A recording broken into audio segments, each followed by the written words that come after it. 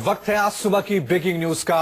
एक दिन की छुट्टी के बाद आज देश के सभी बैंक खुल रहे हैं। इसके साथ ही आज से एटीएम से 2000 के नए नोट निकलने लगेंगे। खबर है कि कई एटीएम से नए नोट निकलने शुरू भी हो गए हैं।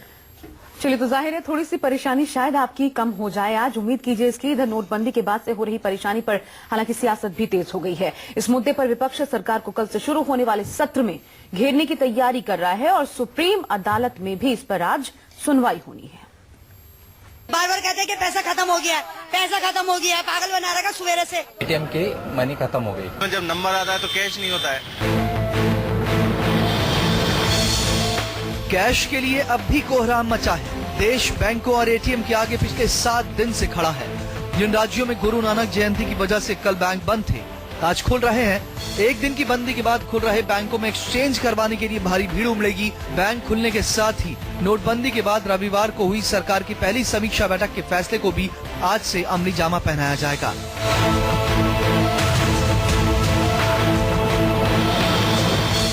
पिछले 7 दिनों से कैश के लिए परेशान लोगों के लिए सरकार ने बैंक काउंटर से पुराने नोट बदलने की 4000 की सीमा को बढ़ाकर 4500 कर दिया।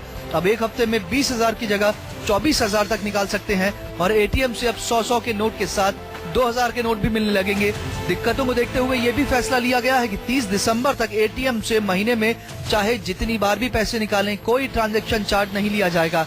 इन सहूलतों के बाद आम लोगों को थोड़ी राहत तो मिलेगी, लेकिन अभी देश को कतारों में कई दिनों तक खड़ा रहना पड़ेगा। चुप हो गया है और एक सुर में सरकार के इस आपात फैसले से हो रही दिक्कतों के खिलाफ ताल ठोक रहा है।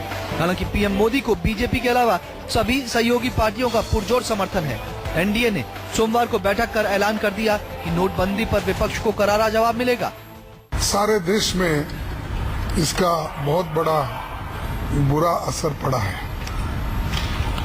इसके लिए इसको चर्चा में लेना जरूरी है, तो हम उनसे रिक्वेस्ट किए हैं इसको प्रायोरिटी दे और चर्चे में इसको शामिल करें। उनको बोलने दीजिए, I have no problem and we will answer them as and when required.